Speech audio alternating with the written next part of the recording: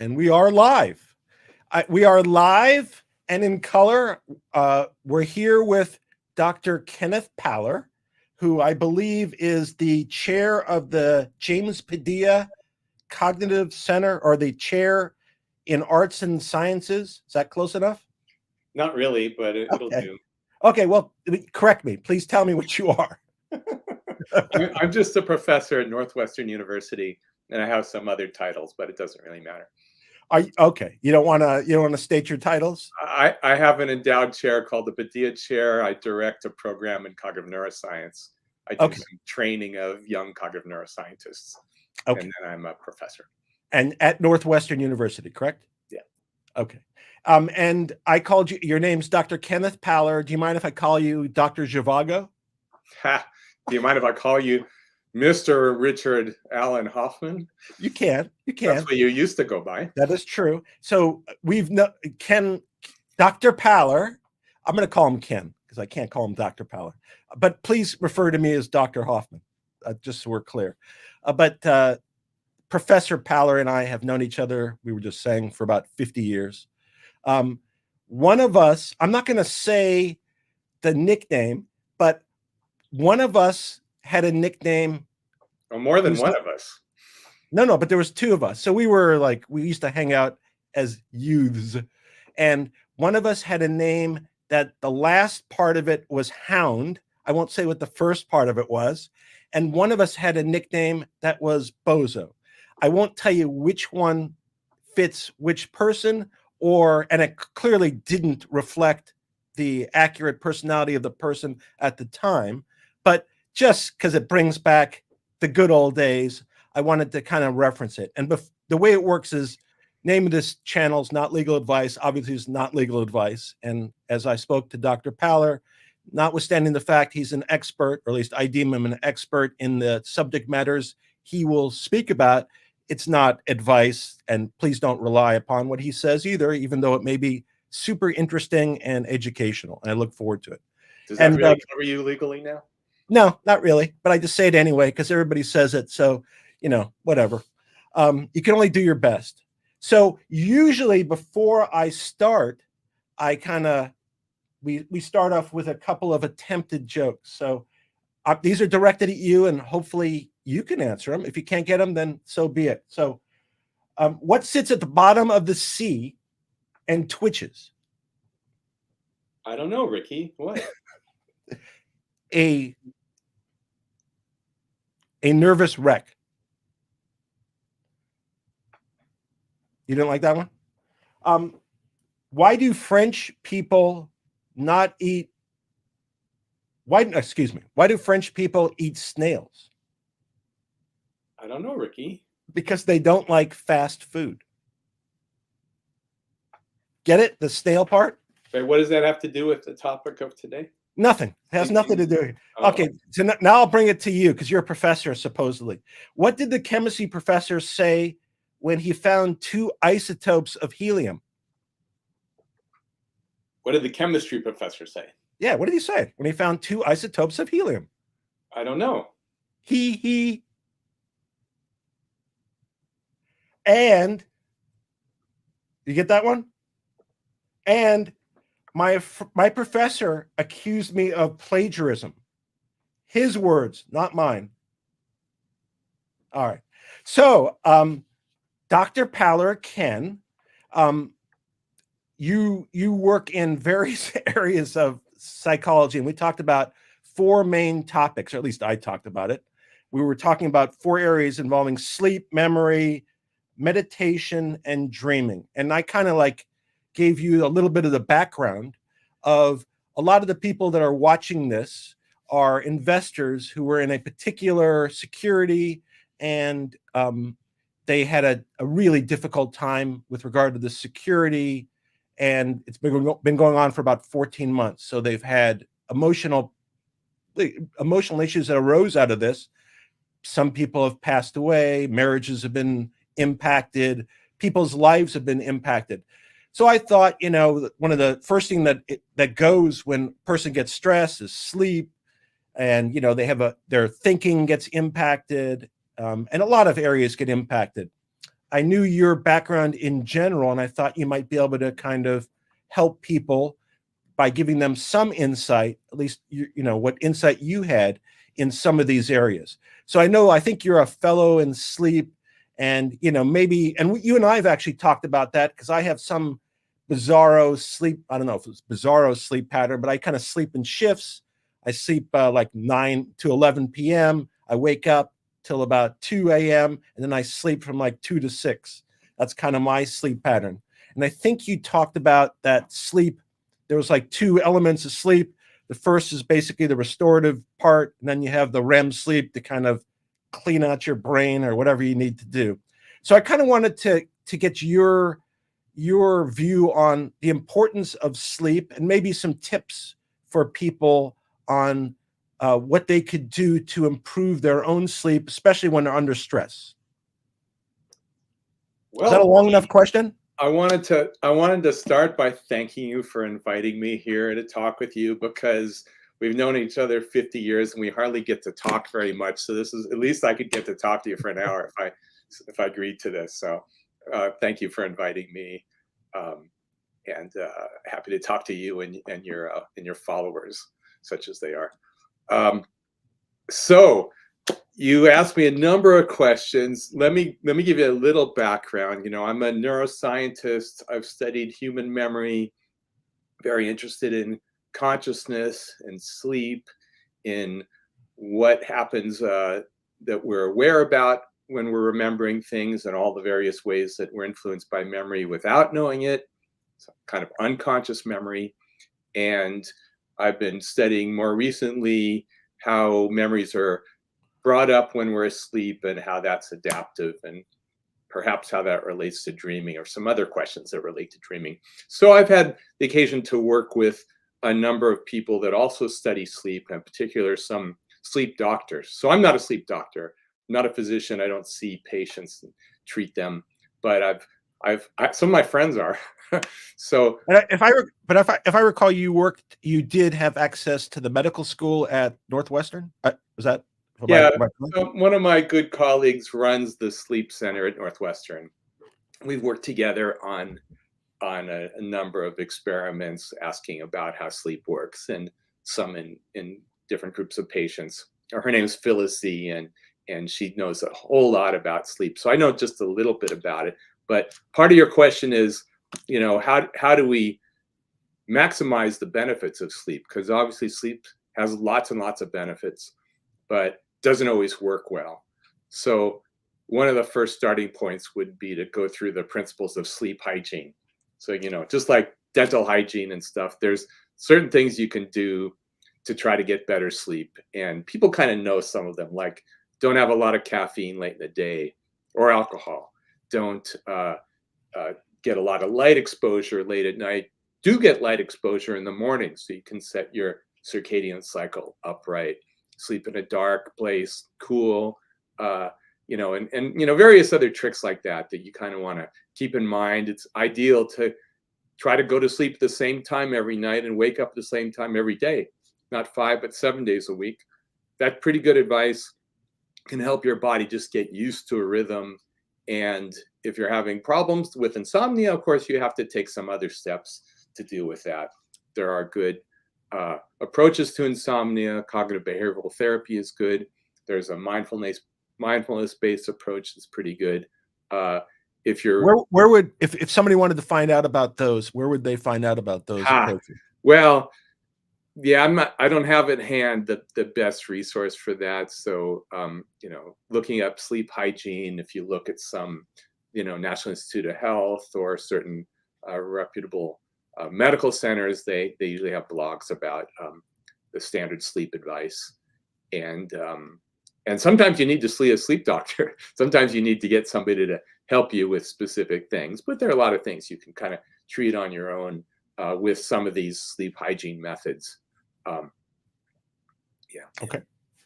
And was I correct when I said kind of like, how would you is sleep divided up so that there's a physical and I'm going to call it a mental part of it, but is there, I grossly called it like restorative, and then cleaning out your brain. Is that anywhere near factual or truthful? Yeah, I mean, there are a lot of restorative aspects of sleep, and those are both mental and physical aspects. And stress, of course, can interfere with that. Stress can interfere with sleeping well, and so we still have a lot to learn about sleep. So, my orientation is still on a lot of research questions rather than applying them in patients. But I'm interested in what can we learn about sleep to then be able to help people sleep better. So even now, I've been thinking about what kind of methods can we use to help with insomnia, to help with people that have sleep disordered breathing,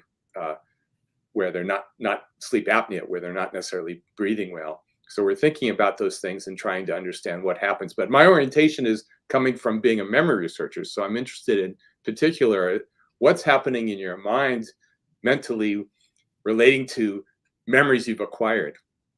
And so there's a long story about that. So once I get started with that, it goes in a lot of different directions. But just to get it started briefly, you acquire a lot of memories every day. And at the end of the day, you might remember all the things you did. And that's a ton of things. And you could think it through. If you're writing a diary, you could write, pages about what you did that day, who you talked to. But not most of that doesn't stick with you. So if you tried to write a diary entry about something that happened 8 days ago, you'd probably have trouble remembering much about those days. So we lose a lot, but potentially we have memories. So how do those memories sometimes stick and sometimes fade away? Well, the quick answer to that is practice, that we remember things we practice, what we rehearse, and you can try to rehearse things intentionally.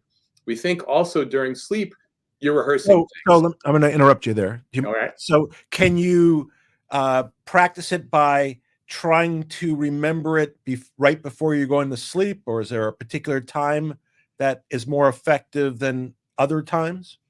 Yeah, there's a number of principles about rehearsal. One is spaced practice. So you don't want to just rehearse everything at once, but if you space it out, then you're putting more effort into recalling. So let's say you meet a new person and you get their name. You don't just say their name 20 times and think you're going to get it. But if you actually space that out over some time, that would help you. And what I was about to get into is we also rehearse when we don't realize we're rehearsing. And we can do that when we're just mind wandering, and we do that when we're sleeping. So the sleeping part is interesting, that, sleep evolved for maybe many benefits. And so it helps us in many ways. But one of them is organizing our memories. And I wrote a paper about that was pitched for students 8 to 14 years old. And I called it, Do House Elves Clean Your Brain While You Sleep?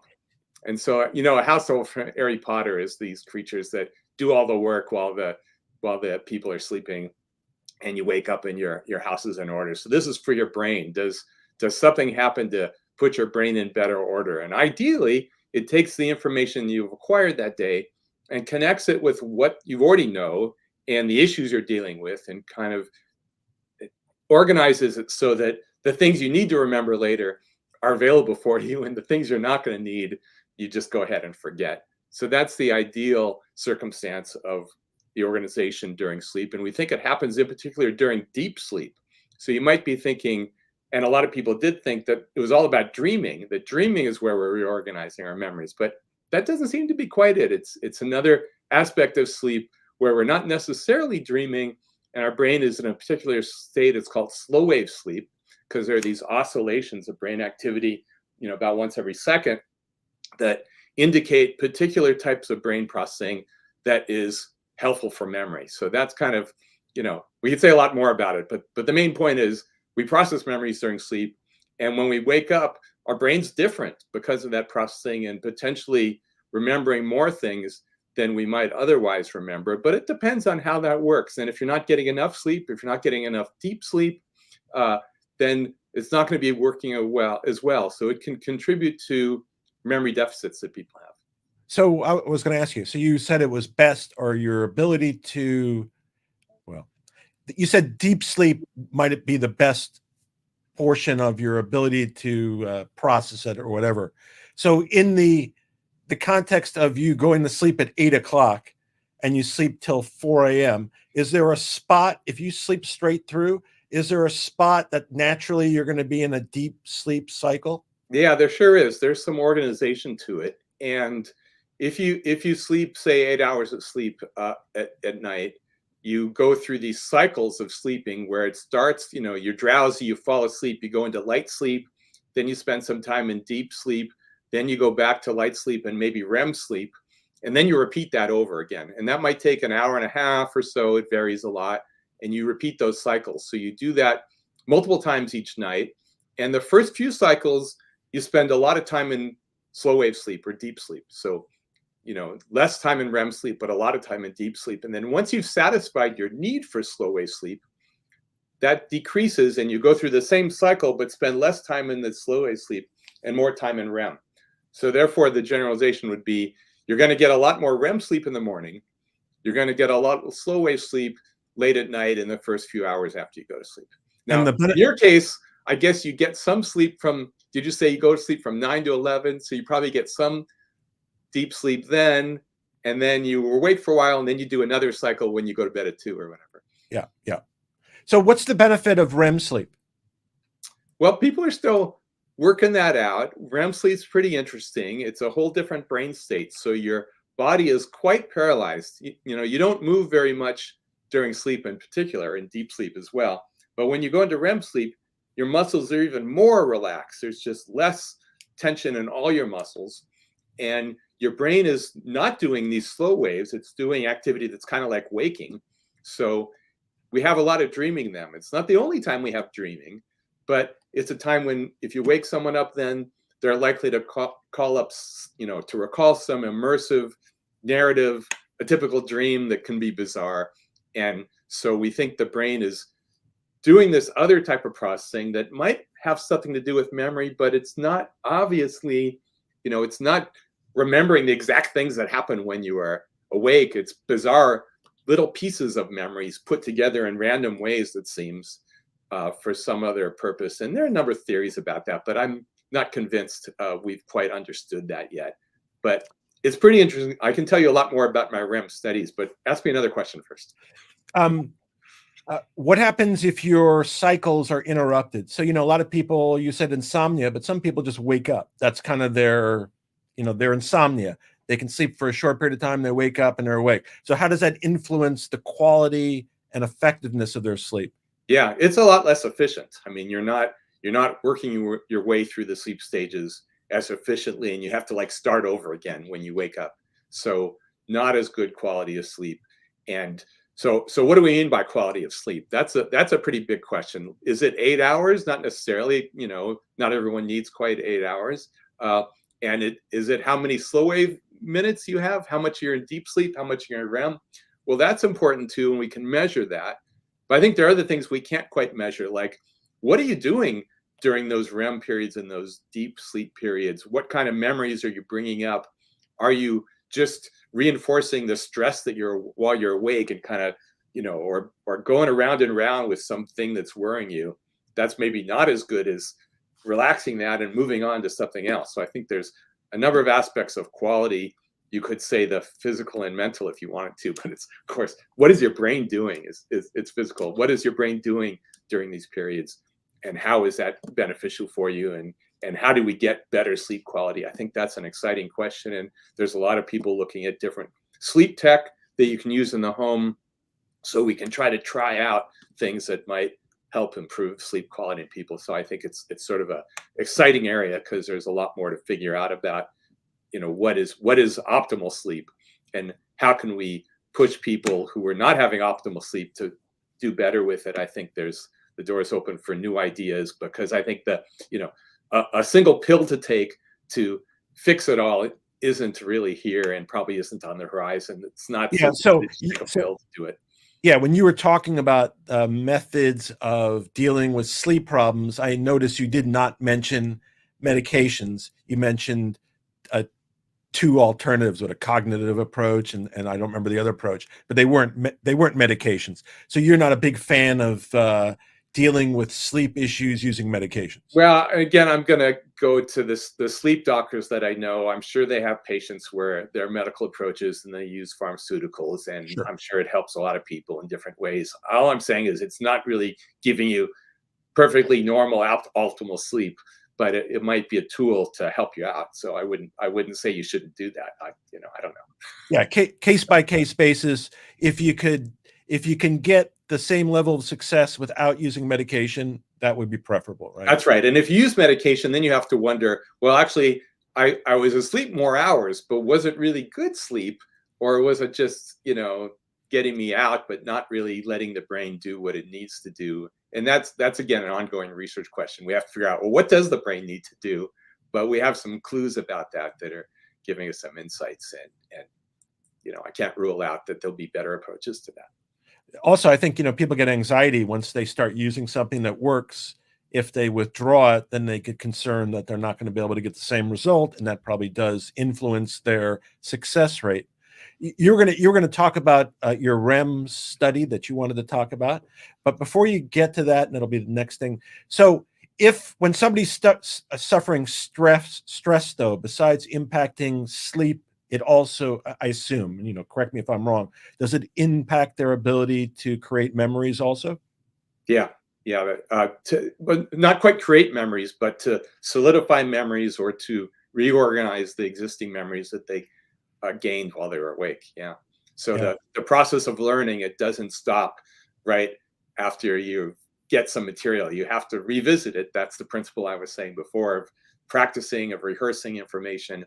And if you're not doing that, then things are kind of going to drift away. And there's certain syndromes, there's certain problems.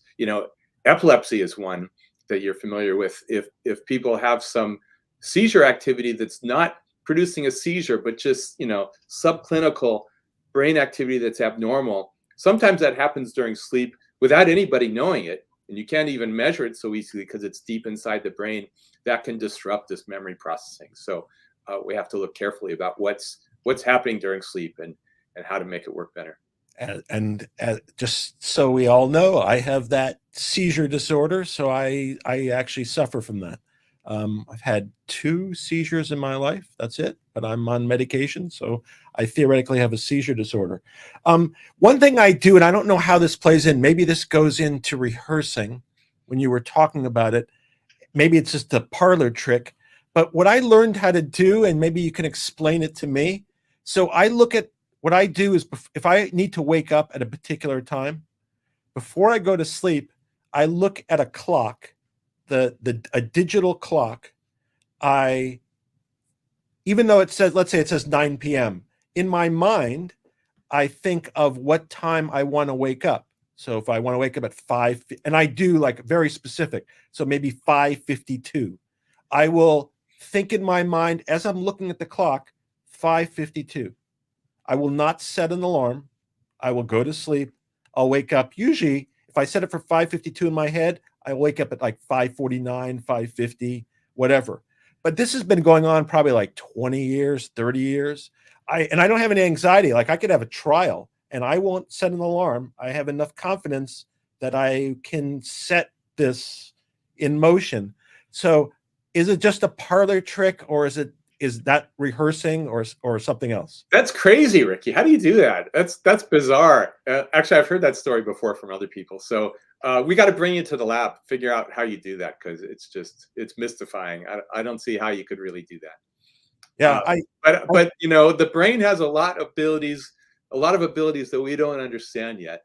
So there's some little clock in there ticking away, and maybe I don't know how you do it, Ricky. It's a good question.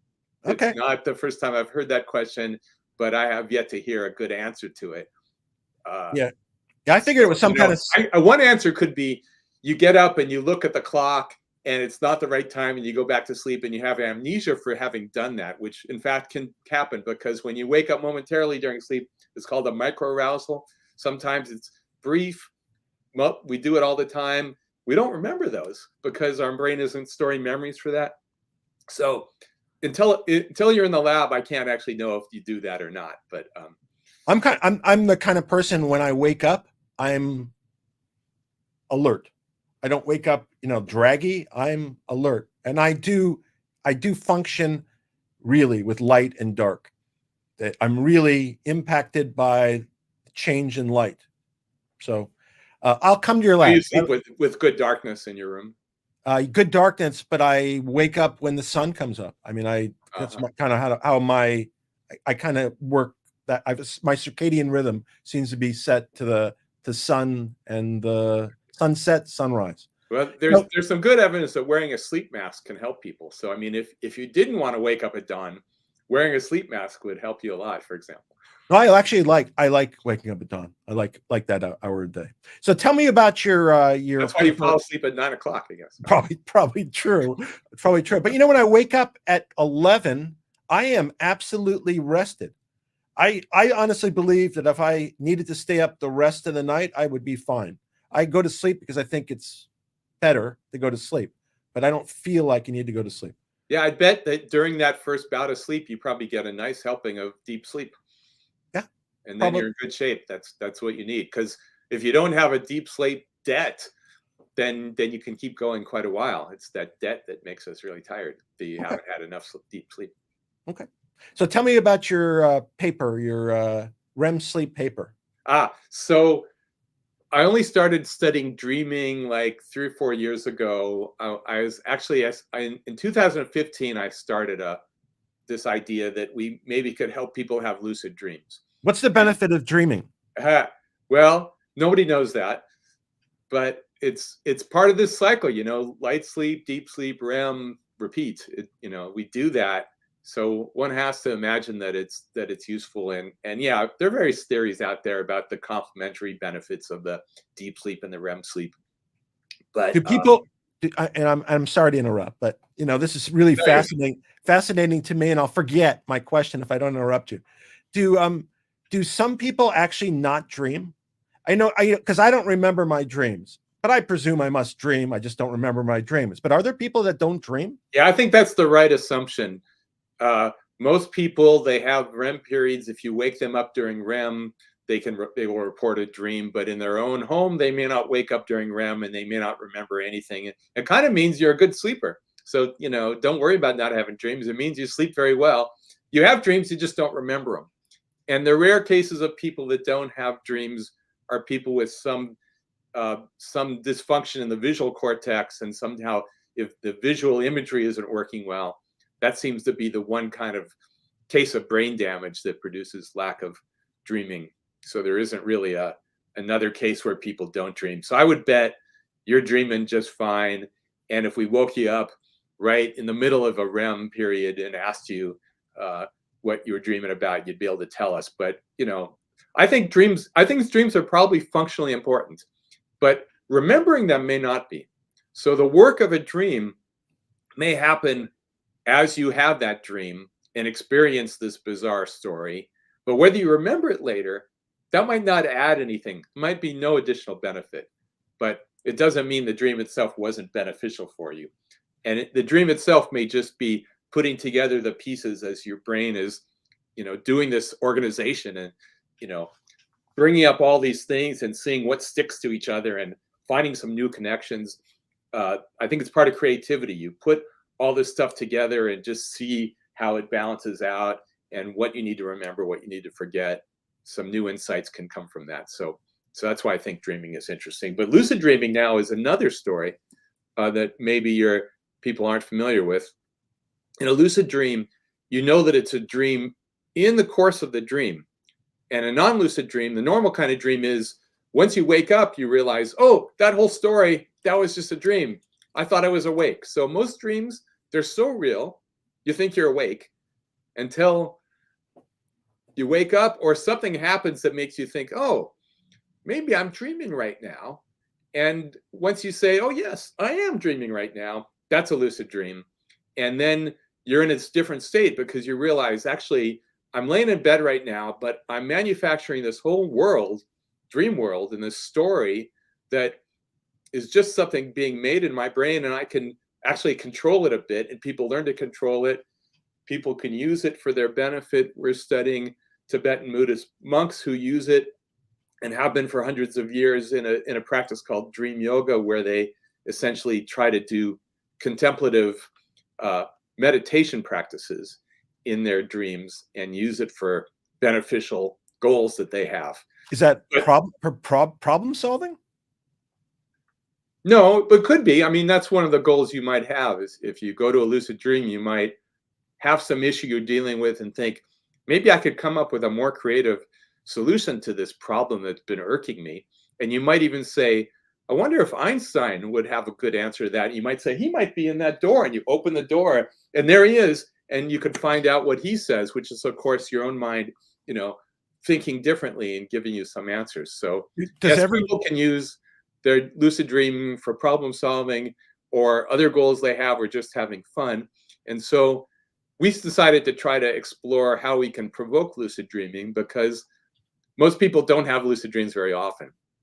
And so does everybody have lucid dreams occasionally? In surveys, it seems that about half of the people surveyed say they've had at least one lucid dream in their life. Okay. So it's pretty common, but plenty of people have never noticed one, and very few people have them often. But some of the people that have them often want to have them more, because they really enjoy exploring this world. And to them, the world seems hyper real, in fact, because if you imagine for a moment, Ricky, you could close your eyes and just imagine you were somewhere else in your waking imagination. And it could be kind of real, but you kind of know it's not real. It's not a hallucination. It's just like your imagination is there. And when you're in a dream, it's also just something you're imagining in a sense, but it seems entirely real. In fact, it seems so real that it seems like you're awake. There's no distinction between the two. Your brain can create both of these things, and the dream experience is equally real, except it didn't actually need any sensory input for you to create it. So that's the power of our waking experience too, that it's just something that our brains are capable of producing, and whether or not there's sensor input kind of regulating what you experience doesn't really change the reality of it. And lucid dreamers say they can go and inspect it and say, oh, look at this.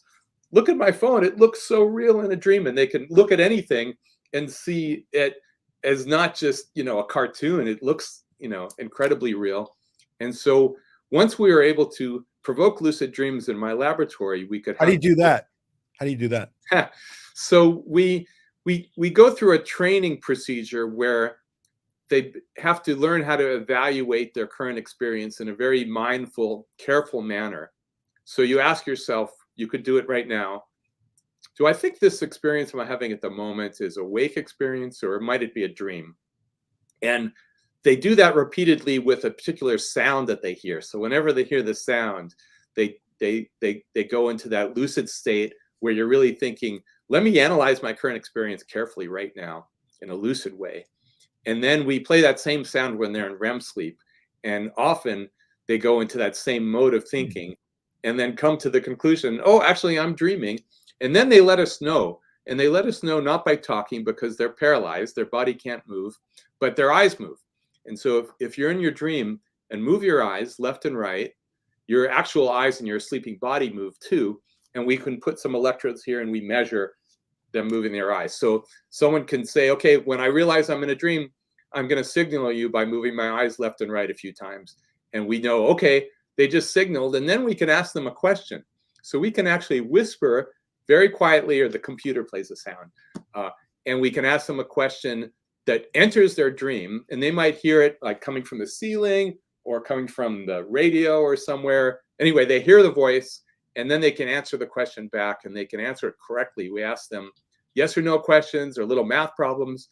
They answered correctly, and we kind of demonstrated that a two-way communication is possible between someone dreaming and someone outside monitoring their brain activity. And now we can use that to ask people, well, what are you dreaming about right now? And we can see what their brain activity looks like at that moment, rather than waiting till they wake up and maybe they forget the dream, or they. Yeah. So that was my question. So they can interact with you during the dream state, but when the dream is over, they're not as able to communicate what they just experienced. You mean when they wake up? Yes. Yeah, so that they can wake up. In fact, usually we'll interact with them. We'll ask a couple questions. They'll do some activities, and then we'll wake them up and ask, well, what was happening? Tell me the full dream. So we get a dream report when they wake up, and they can say, oh, I heard you play that sound you're going to play.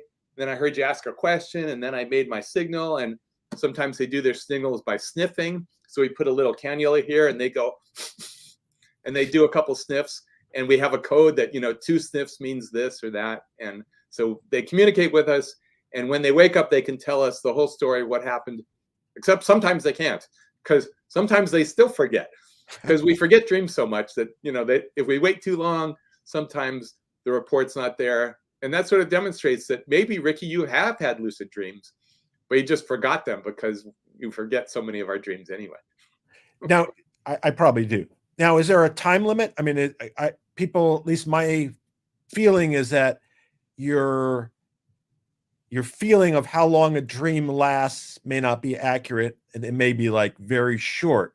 So in lucid dreaming, how long can you keep somebody in a dream state, a continuous dream state? Yeah, it varies on the person. Some people have very short dreams. Some of the more talented lucid dreamers seem to be able to keep it for a long time. They've kind of practiced doing that, so you can get better at it. And as far as the timing is concerned, that's been a question people have asked. And one of the experiments done quite a few years ago was to ask somebody to count to 10. And then they measured a signal before they counted and at the end of their count. And it took about 10 seconds to count to 10. So it seemed that the time of a dream seems to be the time your brain processes things in the normal sense. But we do kind of jump from one thing to another. So, something might happen in an environment, and then all of a sudden you're somewhere else. And it's sort of like, how long? It didn't take you very long to travel that. In fact, you didn't even experience that. You just somehow got in a different environment and kind of didn't notice, except if you're in a lucid dream, and then you'd notice. But in a normal dream, you didn't even notice that everything changed suddenly in a totally illogical way, because our brain doesn't seem to analyze those things carefully, which is part of what the frontal lobe is really good at. So it could be your frontal lobe is not working effectively in most dreams. But when you're lucid, when you have a lucid dream, then you're actually thinking a little more clearly and saying, this bizarre thing just happened. That's not right. I must be dreaming. Do you have these people wired up so you see different parts of their brain is activated or charged up? That's right. I see. So that's interesting. So anything else? I was going to ask you about meditation, how it plays in, because I kind of, part of my view is besides, I find this stuff fascinating. That's why I had you on, by the way. But using it for the benefit of people that are under stress, I thought meditation is a technique that people use also. But you mentioned that you were talking about your study on REM sleep, and then you went to you gave us the lucid example. Was there something else you wanted to talk about in terms of your REM sleep study? There's a lot of things we could talk about that kind of opens the door to looking at things like problem solving, which we're looking at. Can you get in a lucid dream and solve a problem? Or can we kind of implant a particular dream to provoke you to dream about a certain thing versus something else? So we're working on those kinds of things. And in parallel, there's some studies of what can people do on their own to make their dreams go in particular ways. And that's when the Tibetan Buddhist monks that have that practice are working with us. And in fact, that's related to this other thing I've been doing for the past 8 or 9 years. I've been volunteering to teach neuroscience to Tibetan monks who want to learn neuroscience, and their curriculum for the scholars in these monasteries is you go to India for this? We've gone there a few times, and they have basically a philosophical curriculum that's intense. It might take 10 years to get an advanced degree that's like a PhD in philosophy, and they're understanding how the mind works from their Buddhist ideas of philosophy and first-person experience. And now they're thinking it's also interesting to see what science has to say about that. So they're therefore expanding to try to open up the training in science, and we've been helping them get neuroscience as to be part of their curriculum, and they have science centers where they're doing research. And so we've been now moving ahead to teaching them not just science in the classroom, but how to engage in research. What do you do if you have a laboratory, and what kind of questions can you ask with the current methods? And so that's led to really exciting collaborations with them about mutually interesting questions, for example, about what happens during these periods of sleep. And that's what you're studying right now? That's one of the things we're working on, and of course, trying to write grants to be able to get to do more of those things, because there are a lot of exciting ideas to move ahead with. And this one's been kind of interesting because we work with the Buddhist monks who are scholars, and we work with other scholars who were in religious studies departments that are experts in these things, and then we bring the neuroscience perspective to try to put those all together and understand how this is happening. So that's been an exciting agenda, and I think for me it's part of an agenda about trying to figure out how to use sleep better. So it goes back to the prior questions: how can we get more out of sleep? And this dream yoga is one example of that, but there are others. There's a category we sometimes call sleep engineering.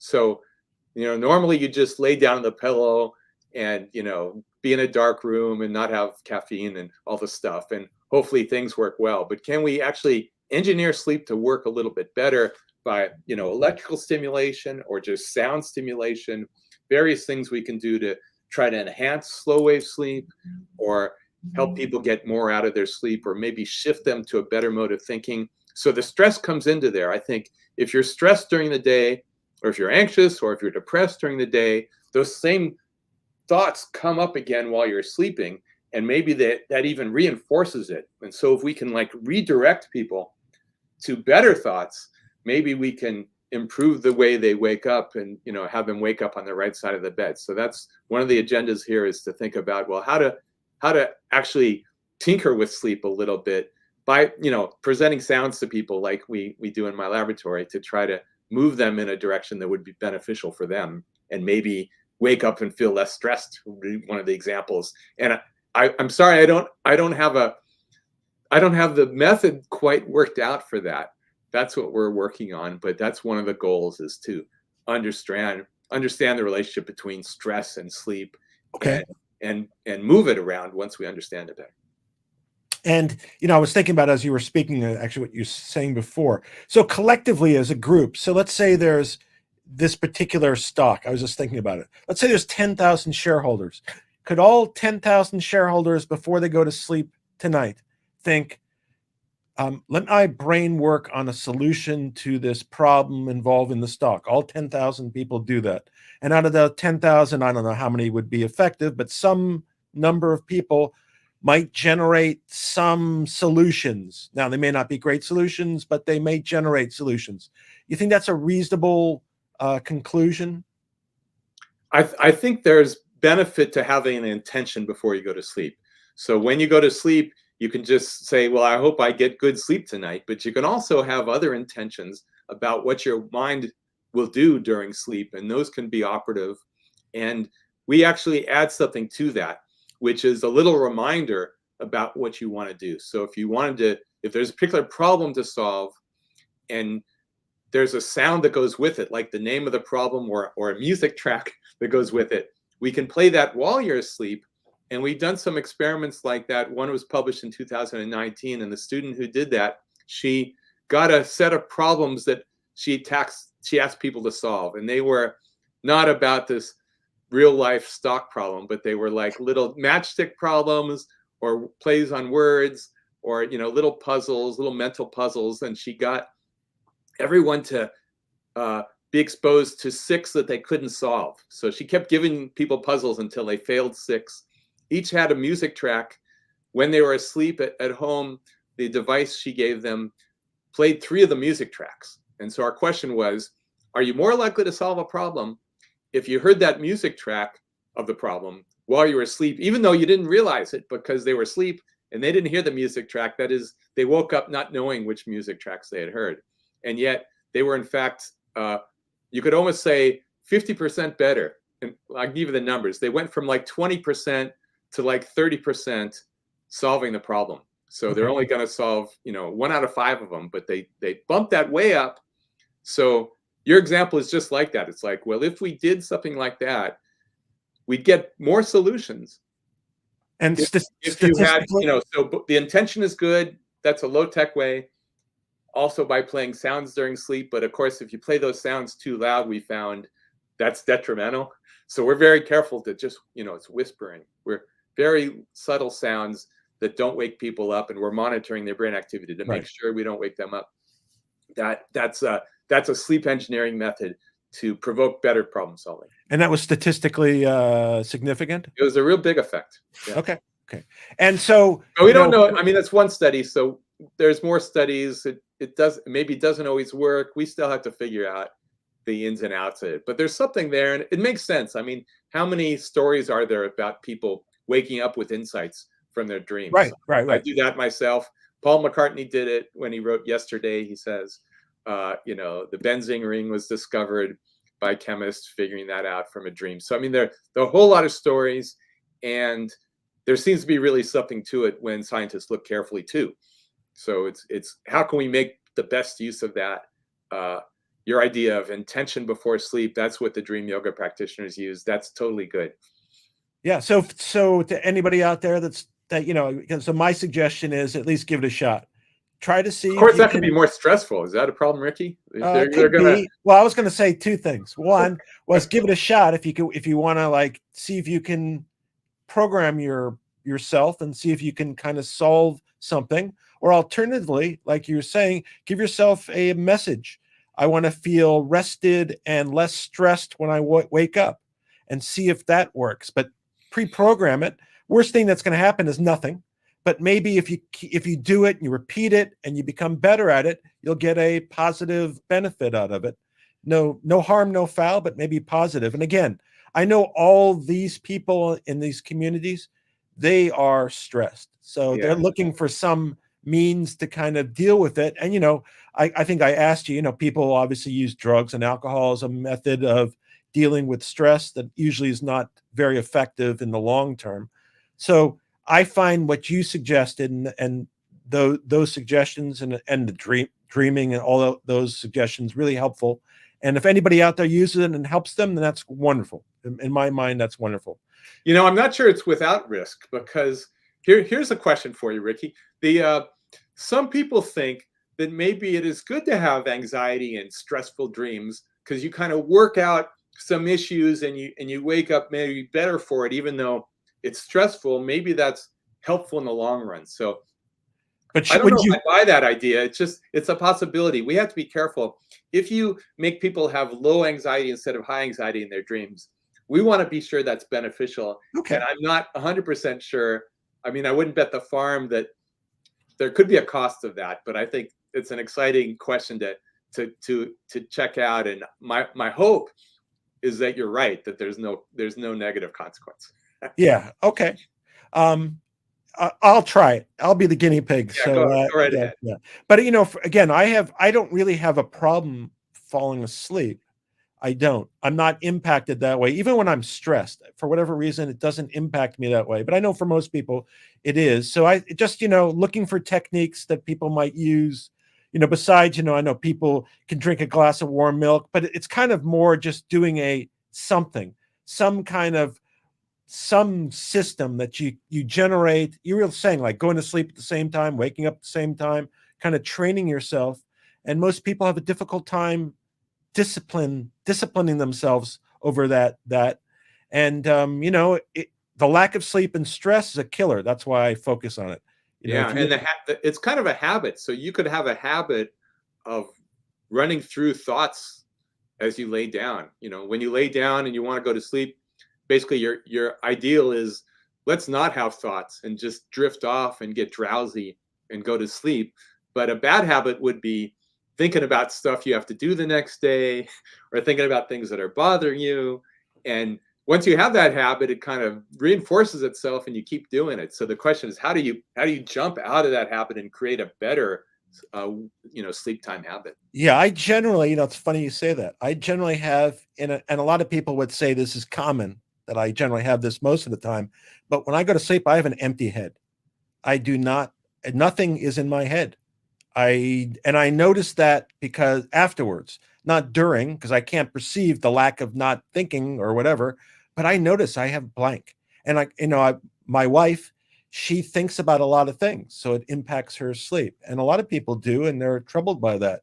I can't tell you how I empty out this. Maybe there's not much in there to start off with is probably the answer. And I think the answer is it's a good habit. And it's a habit other people could learn. But habits don't change just by wanting them to change. You have to work at it. You have to practice it. And it's sort of like meditation is a good advice. How do you get better at doing something? And meditation isn't really about emptying your head, but it is about understanding a bit more about what's happening up there. So let me, before you go on there, so what's the benefit of meditation in terms of, for purposes of sleep, memory, and dealing with stress? Well, meditation is a category like sports is a category, and that there's so many different types of meditation. So Okay. it's hard to just put one label on it and say things. There is a particular type that's been popularized in the US and worldwide called mindfulness-based stress reduction.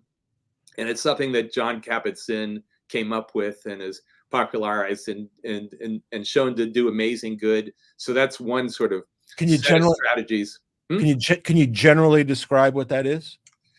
Well, so MBSR, as it's known, has a set of practices that are derived from Buddhist practices, but are kind of extracted from it and just sort of put in a medical context of something that anybody can do. And it might have some focused attention aspects and some calm breathing and some body scan. And, so a set of methods that usually are learned in like 8 weeks, a session once a week for 8 weeks. And that's the prescription of what this thing is. Okay. Of course, you can get that from a therapist. You can get that in other ways, other varieties of it that can also be beneficial. But what's the goal of that type of the meditation you just described? What's the goal of that meditation? Yeah. So again, since meditation has so many potential goals, this MBSR has just taken a smaller set of practices, and as the name says, using it for stress reduction.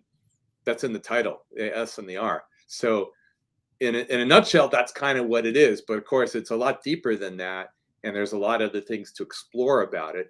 But it's a great starting point, and can be learned by people through this practice. Of course, you have to be open to it. So you kind of have to be willing to go along and give it a try, and then analyze, okay, is this working for me or not, after giving it a chance.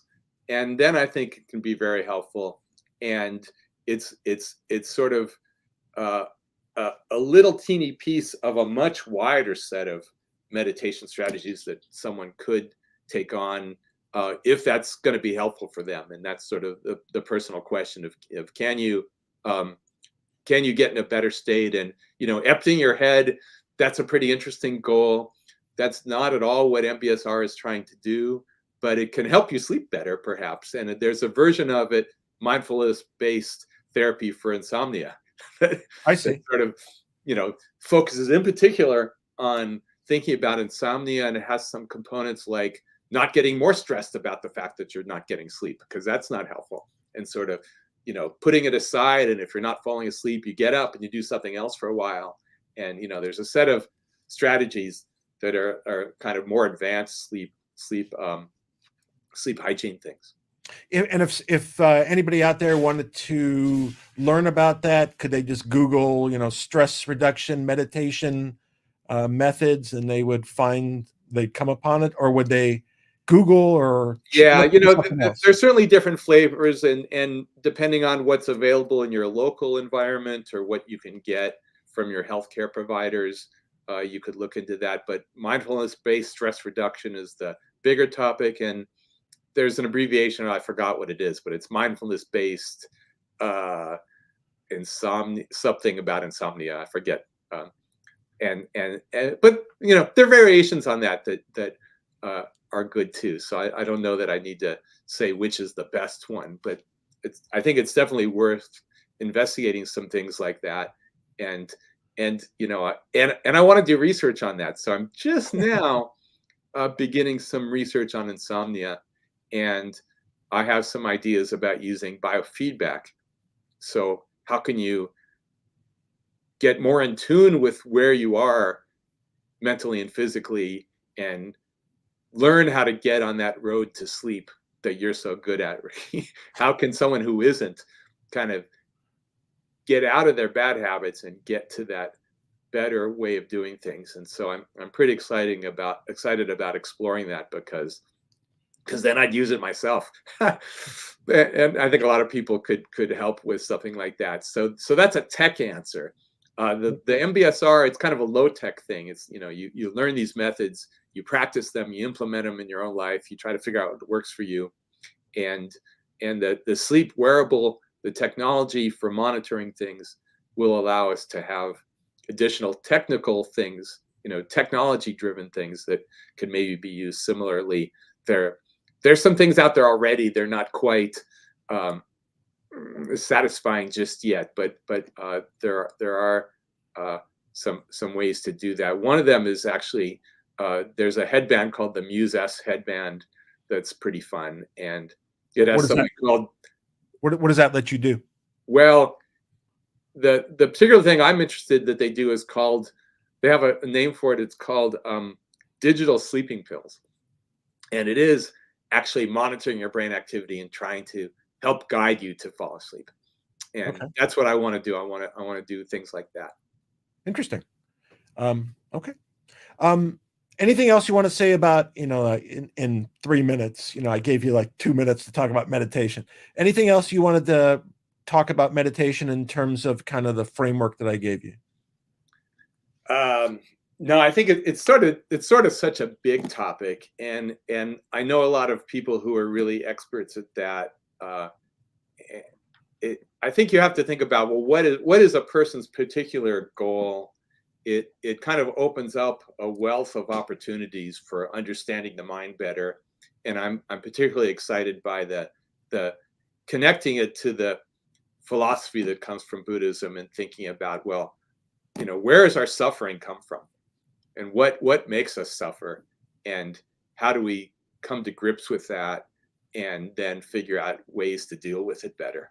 So I just introduced a huge other topic that we can't get into, but I think that's there's a lot of promise in there about how people could be better understanding what's happening, and in tandem with that, more compassionate to other people, because it's sort of the same package that lets you to understand those things better, also makes you more compassionate and thoughtful about other people.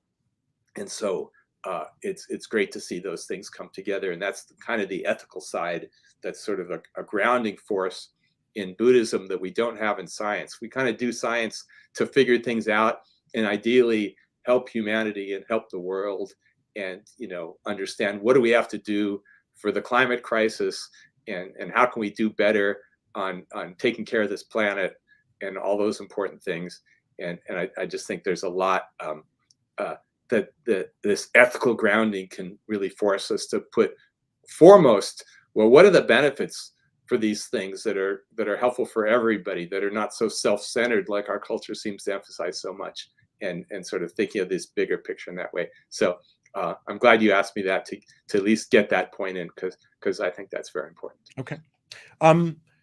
Anything else that you think? So I kind of gave you and I boxed you in. I kind of gave you some topics. I limited you, but we kind of talked about, issues of stress. I'm kind of focused on the stress and memory and sleep, meditation. Obviously, exercise is a way of getting rid of stress. Sex is a way of getting stress. There may be other ways, but these are ways that people can try and implement. And again, try. If you could, before you go to sleep, I do try to pre-program myself at times. And I think the health benefits for anybody are these three big things. So exercise, diet, and sleep. Yeah. And those are the big three, and they're intertwined as well, of course. So better exercise helps you sleep better, and exercise is good for brain function. So if you're thinking about, okay, as you get older, what do you need to keep your brain in shape? And one of the clearest answers is to keep your cardiovascular system in shape, because the blood supply to your brain is so essential for brain health. So exercise and diet, they're right up there for making your brain work better as well. And add sleep to that, and you have a pretty good package. And it's kind of also, when you're stressed, sometimes you can't sleep and your appetite is impacted, because some people get super hungry. Some people have no appetite. I run with the no appetite when I get stressed. but a lot of people run, they have to fill up, they want to eat, and it's, varies. Anything else? And your circadian rhythms are really tied with that. If you want to go to sleep at the same time and wake up at the same time, it's helpful if you eat at the same time too every day, and that sort of gets your body in that right rhythm to be ready for sleep. Not eating right before sleep, for example, but earlier in the day. I told you I was going to keep you an hour, and we're at an hour. I'm just going to ask you one more question. See if I can keep you on for another hour by asking one question. You seem to be like very guided by biology, or it seems to be like a substantial impact on your study. Could you explain how you see biology and its impact on what you're studying? And that's kind of is that a broad enough question? Yeah, I get your point. So there's some orientation to try and understand the human mind, where you only consider what it feels like to have a human mind. And my orientation is, if we really want to understand the human experience, then we have to understand the biology of it too. So the neuroscience isn't just an optional part about it. So you might understand your mind pretty well from your own driving seat, from your own perspective. And if I can use the car metaphor, if you're sitting in the driver's seat of the car, you can figure out how it works, and you can know what the gas pedal does and the brake pedal does, and you can know everything in the driver's seat and get along driving just fine. And you kind of know how a car works. But if it stops working well, it turns out you don't really know how it works until you open the hood. So that's the metaphor there, is if we have to understand the brain side of things, not just the first person experience part, to really come to grips with what being human is all about. And so that's why neuroscience is my orientation, because I'm a professor of psychology, but I don't think we can really do psychology thoroughly and comprehensively if it doesn't have neuroscience as part of what we're doing. Or you could turn it around. I'm a neuroscientist. I'm interested in psychological phenomena too. So I'm at the intersection there, and that is, you picked it up right. So I do have this biological bias where I think we can't leave those things out, even though it's hard, even though it's confusing. We don't know a lot about how brains work, though we have learned a lot, and we'll continue to find more in the future. So I'm optimistic, and I think when I think about the mysteries that we want to understand, I think science is a fine approach humans have to try to figure out mysteries, and I don't think science is this royal road to always getting the correct answer or the truth of the matter.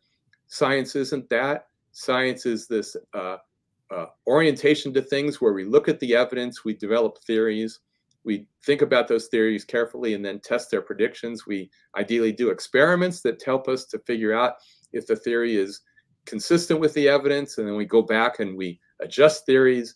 And so that's no guarantee that we're getting truth. It's only guaranteeing that the more we do it, the more we're finding ideas that are consistent with the evidence and trying to figure out how to explain things. And so when it comes to the mind, that's also the orientation, is let's continue to figure things out. You might think the mind is ineffable, that it's just so magnificent that it's not something that we could ever understand with our little puny minds. But I think that the fact is it might be effable actually, but we have to keep working at it. We have to actually not just give up. We have to do the work and figure out what kind of progress we can make, and therefore try to understand things. So that's the neuroscience approach, is to use whatever we can in science to try to make progress. And that includes the first person perspective. It includes what people are feeling and thinking and how that relates to the biology. And it opens the door to lots of different orientations. And at the same time, we have to keep having an open mind. So another principle here, I'm trying to see if I can talk for an hour without you getting a word in. So another principle here is open-mindedness. So because of the way science works here, you're not reaching an endpoint. You're not saying, okay, now we figured it out, we're done. But there's always more questions, and there's always the possibility that new evidence is going to come along and make you throw away an idea you thought was right. So we can grasp onto these ideas and think, okay, now we got it. But really we have to realize, oh, wait a minute, actually our understanding of the world might be wrong, and maybe the physicists haven't figured out what space and time are yet, and gravity and so on, and quantum stuff. So we keep working with things, and we kind of acknowledge that it's changeable. It could be different later, and we don't know exactly how the mind works yet, but that doesn't mean we can't make a lot of progress. So my orientation is to continue working on that, but to not rule out wacky ideas. I mean, I think it's fun to explore the wacky ideas and try to see, you know, what potentially they tell us, and can we bring them into a scientific context and see, okay, is there something here we can test? What evidence could be brought to bear on these issues, and where to make progress? And so I think I'm fascinated by these theoretical ideas about what consciousness really is. But then I'm also down to earth and thinking, well, we got to find some ways to help people that need help.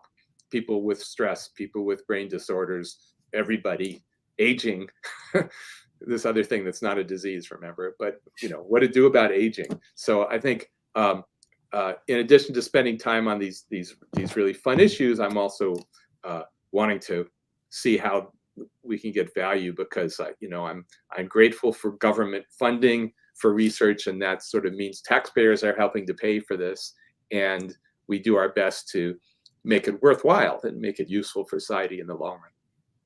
Okay. Thank you for that answer. Anything you want to plug? No, I don't. Huh? Yeah, you could say, you know, you're selling ice cream on the corner. By the way, I could tell you really like this stuff. That was okay. Here's you can go to my website and donate to our research. How's that? And what's your website? Let's see. Let me dig that up for you. Do I have a website, right? Actually, you can go to kenpowler.com. That's one way. Go to kenpowler.com. How do you From spell there, it? you can scroll to the bottom and you get to my laboratory, and then you can donate your money. That's KENPALLER.com, correct? Okay. I wanted to really thank you for spending the time. I found it like fascinating. I think hopefully the information we provided will be helpful for other people too. As I always say, I always look at comments, because this will be posted and people will have a chance to comment afterwards. I always go back and look at all the comments. Now, I can't answer these questions like Ken would, but I might pretend to. Not really. But I will look at it, and I will, you know, to the extent I can answer it, I will provide it. And, you know, if there's a question you want to ask Ken directly, I'll put you in touch and you can ask him directly. But again, I want to really thank you for your time and providing us that really interesting information. Let's do it again tomorrow. It's always fun to talk to you, Ricky. I wish we talked more often, and you know, let's do this again without anyone else listening, and we'll see what else we talk about. That would be great. Look forward to it. And again, I thanks for your time, and obviously enjoy spending time with you, and enjoyed seeing you recently. Say hello to everybody. And for everybody out there, thank you for watching. Again, anybody who wants to comment down the road, well, I'll look at it and respond. Thank you for being here. And everybody have a great night. Be well. Take care. And good sleep tonight. And maybe try it. See what you can manufacture, and try it a few days. Don't just give up if it doesn't work once. Try it. See if we can improve our quality of our sleep. Get rid of some stress. Maybe problem solve. Everybody be well. Take care.